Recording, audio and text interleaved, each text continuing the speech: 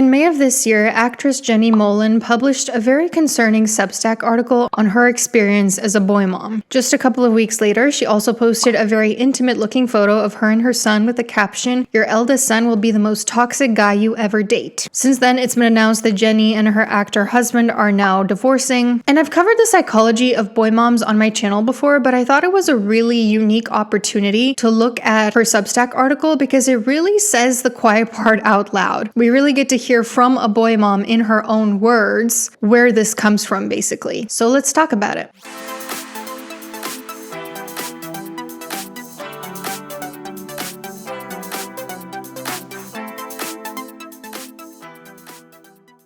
So the article starts with Jenny writing, "Call me old-fashioned, but I only want my sons to marry women with dead mothers. It's my only shot at staying relevant, of seeming useful, and of winning by comparison." Interesting way of framing human relationships as a competition that a person wins and loses. She goes on, "Having boys is a mindfuck. It builds you up only to tear you apart." And this kind of confirms a suspicion that I've had for some time now, which is that sometimes when women have sons, they get this feeling of like unconditional, pure love from a male for the first time in their life. And if that mom is like very male-centered, she kind of gets high on that validation. And then it's almost like she feels the come down when that validation is getting taken away by another woman who they're socialized to see as their opponent due to the patriarchy. Jenny goes on to write that she used to find it insane that her husband's mom freaked out when he told her that they were getting married. And she now understands it's because it felt to her like I was eating her son straight out of the fridge without even asking for a plate. Right off the bat, this is very objectifying language. She sort of frames it as like a mom viewing her son as a possession and a wife stealing said possession from her. And beyond just objectifying, it's also like borderline predatory sounding, like a human being is an object to be consumed, like this hunter and prey dynamic, like an exploitation. Jenny says that up until very recently, her kids really needed her. But now these emotional vampires, the most emotionally high maintenance men I've ever dated, are growing up, and eventually I will lose them. I think I've said it in the past that boy moms, but permissive-leaning parents in general, kind of get off on their kids needing them. It almost fulfills like a self-esteem gap that I am important, I am wanted, I matter, there's someone who cries for me when I'm gone. I think this is why some parents struggle very hard with an empty nest when their kids go off into the world, because a lot of their self-worth previously came from their kids needing them. And this is a very normal human need for all of us. It's important for us to feel needed by other people. But anytime we make our kids in charge of fulfilling our needs, we veer into the territory of something called emotional incest. The definition of emotional incest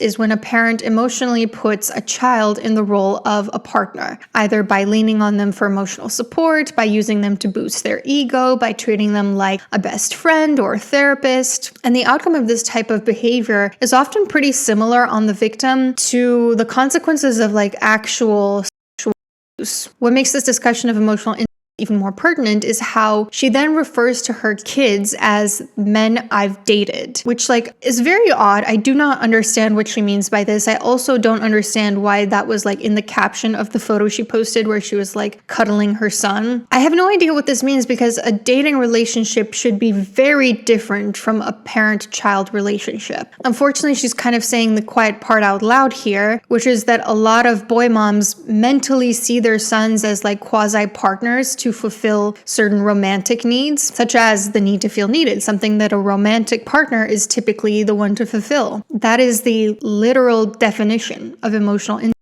This is why a lot of women who resort to this type of behavior are either women who don't have a romantic partner, like single moms, or women whose romantic partners are emotionally checked out. Because a woman who's getting her self-esteem needs met by an adult usually doesn't need to put that responsibility on her children, unless there's like some very deep, young trauma where one person's attachment to her is simply not enough to fill like her self-esteem pit of emptiness. But that's also why it doesn't really surprise me one bit that Jenny and her husband husband are now getting a divorce because, like I said, typically boy moms don't have very solid relationships. While I was reading this article, my husband actually walked in the room and I told him about what I was reading. And he was like, who is this person? And I told him she's like some Z-list celebrity, I don't know. And I said, oh, she's married to this guy, this actor whose name I also don't know at the top of my head, but like has kind of a familiar face. And I pulled up their photo and my husband said, oh yeah, I think I've heard of this guy. Wasn't he like really heavily addicted to drugs? And I was like, oh, wow, yeah, that makes a lot of sense because people who are addicted to drugs are not always the best partners. I want to be clear. I'm not saying that if a wife starts behaving in this like boy mom-esque way that it's her husband's fault. We're all responsible for our own behavior. And I don't even know if this is the case in Jenny's specific marriage that her husband didn't meet her emotional needs. What I'm saying is that it didn't at all surprise me to find out that her husband had serious mental health issues of his own, because something like an addiction can absolutely make someone a less present partner, take a toll on the marriage, and dealing with those sorts of marriage problems can definitely contribute to the pathology of being a boy mom. Now, the article gets much worse, like honestly, probably worse than you're imagining. But speaking of motherhood, I want to just share something about my own experience. When kids are very young, it's difficult as a parent to find time for much of anything. Every single moment is either spent working on something that needs to be finished or looking after your child, especially if you are both a work from home mom and you're taking care of your child from home. And my husband and I have not really had any time for ourselves. No time at all to like fill our cups, so to speak. In my case specifically, I have been procrastinating the release of my third novel, The Splintered Parts. I haven't written any fiction since before my child was born over a year ago. I haven't had time to journal or hike or have my like quiet morning ritual. So something needed to change. I signed up for career coaching on strawberry.me, who are kindly sponsoring this video, and I cannot recommend them enough. I need to tell you about my experience. As you know, I'm very hard on uncertified coaches who just take people's money with zero to minimal training, no credentials, no ethics code, but strawberry.me is the real deal. It connects you with certified coaches at an affordable price. I met with Dana, who is very personable, skilled, attentive. Right away, she introduced me to career coaching, to her own credentials. She specified that career coaching is not the same thing as therapy, and she will refer me to a therapist if what I'm actually coming in for is more a mental health concern. And that really put me at ease because it made me see that like she's very well versed in her code of ethics. And on top of that, she was also a working mom to a toddler. So it was a really good match. I didn't feel like I needed to over-explain my situation because of it. Dana gave me a lot of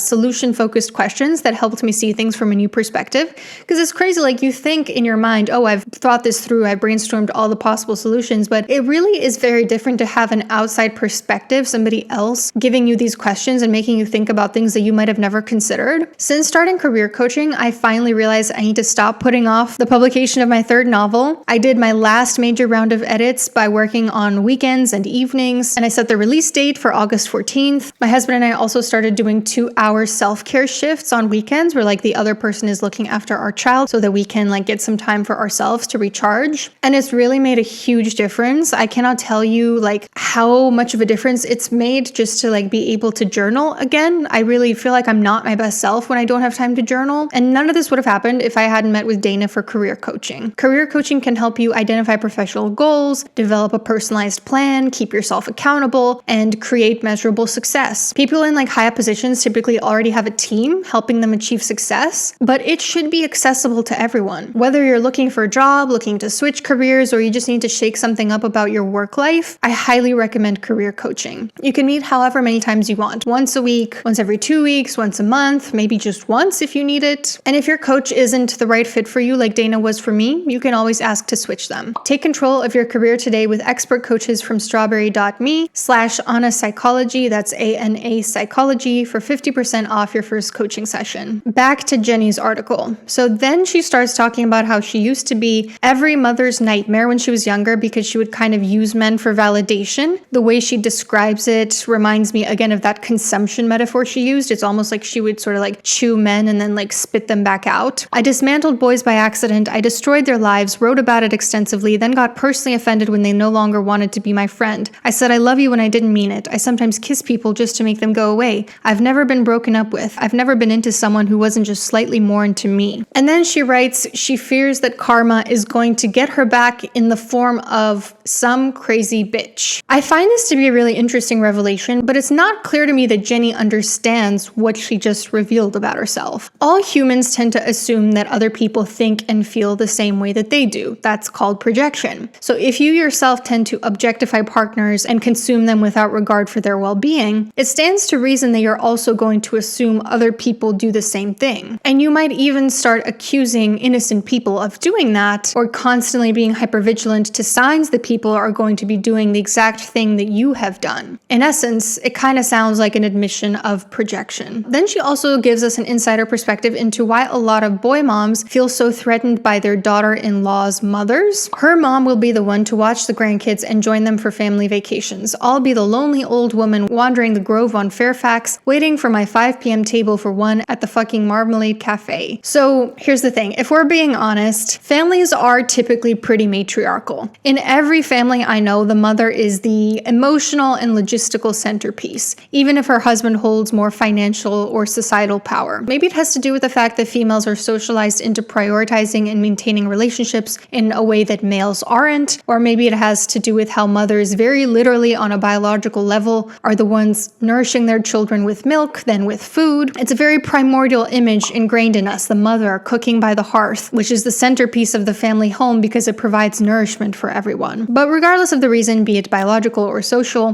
what the centrality of mothers usually means is that they set the emotional tone for the entire family. They're in charge of ensuring the well-being of their children. They decide which relationships to prioritize. And let's be honest, women who are close with their mothers, who have a good relationship with their own mothers, are typically going to ensure that their own children have a pretty close relationship with their maternal grandmother. Unfortunately, I just don't see it as often where men make that much of an effort to ensure their grandkids are also close to their paternal grandparents. A lot of men struggle to take initiative in relationships, to maintain relationships, to say, hey mom and dad, what do you think about coming over for dinner on Sunday? Even when kids are close to their paternal grandparents, in a lot of cases it's because their moms are the ones that took the initiative to involve them. So the unfortunate reality is that sometimes there's a truth to the phrase, a daughter's a daughter for life and a son is a son until he gets married. But at the same time, if you genuinely want to be close to your son and his children well into adulthood, you're not going to accomplish that by treating your daughter-in-law like some kind of adversary in a zero-sum game where one of you wins and the other one loses, where you're trying to win at the expense of other people's loss. The women who remain emotionally important in their sons' lives are typically the ones who support their sons' choices, who welcome their daughter-in-laws with open arms, who, the way my own mother-in-law put it,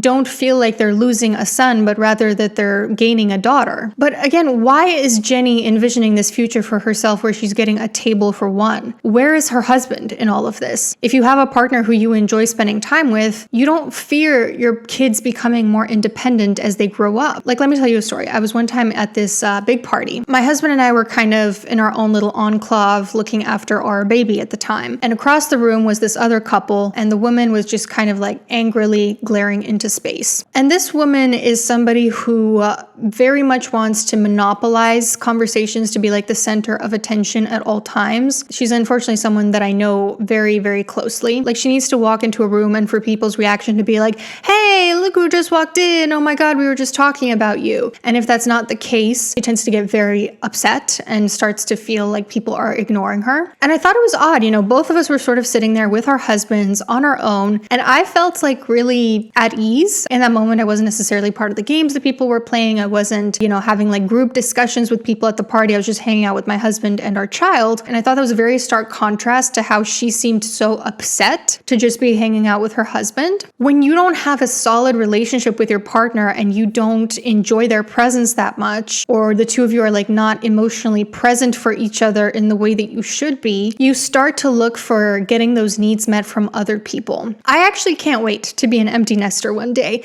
I love the hustle and bustle of a full house, of kids running around, but I also miss being able to sit on the couch and binge watch TV on a Sunday with my husband, or going on long hikes on Saturday mornings, or going out to meals just the two of us. If the idea of your kids one day leaving you scares you, it's a sign that your romantic relationship is in dire need of help. You shouldn't be leaning on your kids for the type of validation that a romantic partner should be fulfilling. And then the essay gets much more disturbing. Several months ago, my eldest was texting with a girl. She was 12, but I could already tell my brand of toxic. She was bossing him around and using big words, and he was utterly spun. I complained to Jason that I wanted to intervene before he got hurt and that she wasn't even hotter than me. I'm not sure what she means by I could already tell my brand of toxic. Maybe that was that she was identifying her own brand of toxic within this 12-year-old girl. If so, please refer back to my section on projection. I've spoken before about how boy moms are deeply misogynistic. They see other women as competition, and they resort to very misogynistic stereotypes as a way to put them down. The women are these like all-powerful harlots luring men to exploit them. But it is a whole new level to watch a boy mom project all these disgusting stereotypes onto a literal 12-year-old girl. Her crime is apparently using big words, and she's framing this as some sort of like intentional manipulation on the girl's part because her 12-year-old son has a crush on her. And I'm sorry, she wasn't even hotter than me? What? She really said the quiet part out loud with that one, about how she sees her son's romantic prospects as competition for sexual validation. It's yet another confession that she sees her son as a romantic proxy. Children are naturally very curious about bodies, especially their parents' bodies, especially their mom's body that like literally nourished them and created them. And a mother who weaponizes that curiosity by sexualizing it, by turning it into something dirty, I truly have nothing respectful to say about that. So you know what, I'm just going to abstain from what I really want to say. And to speak so disparagingly about the body of a girl who's likely either going through puberty or about to start puberty, it's just beyond disgusting. She says, as a mother, you want to shield and protect and fiercely defend the thing you've devoted your life to shaping.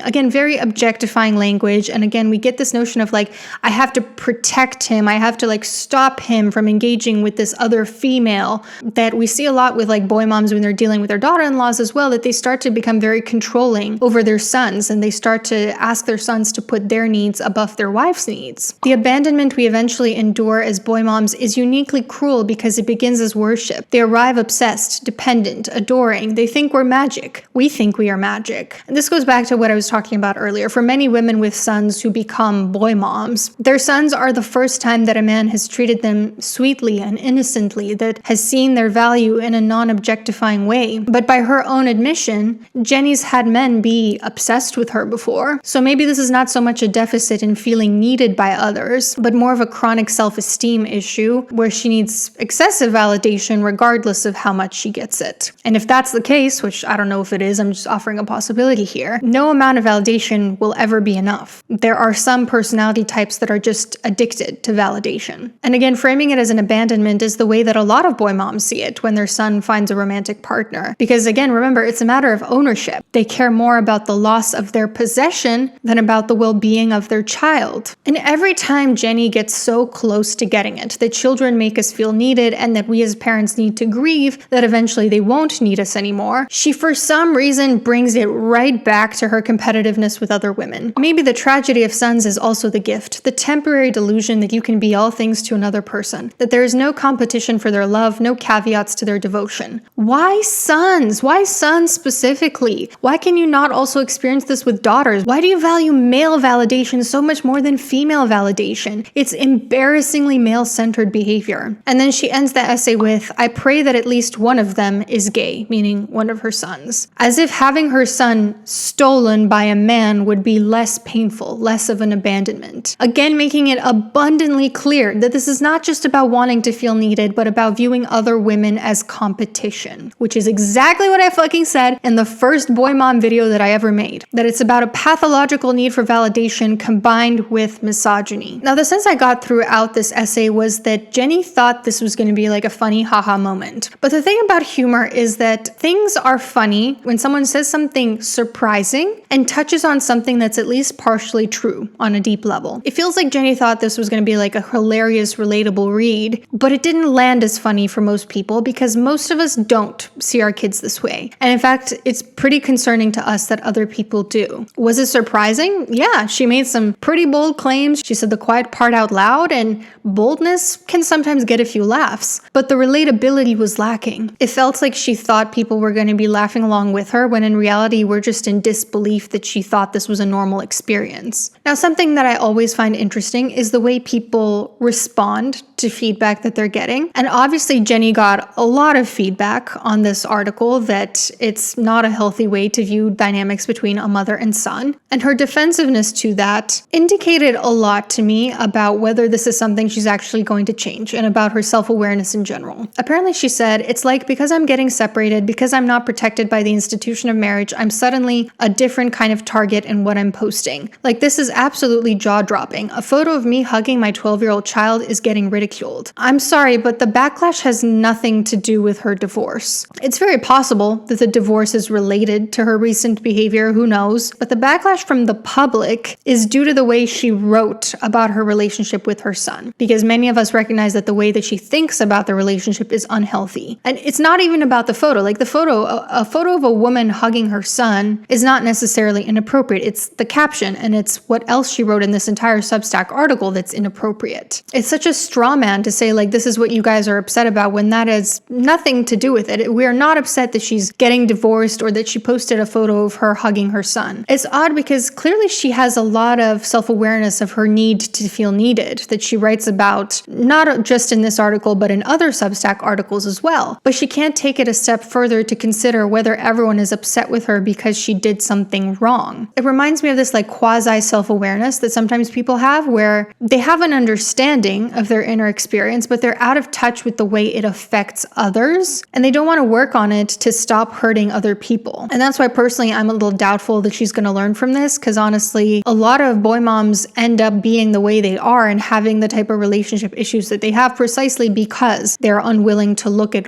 how their inner experience might be hurting others. What did you think about this article? Let me know down below, and thank you for watching.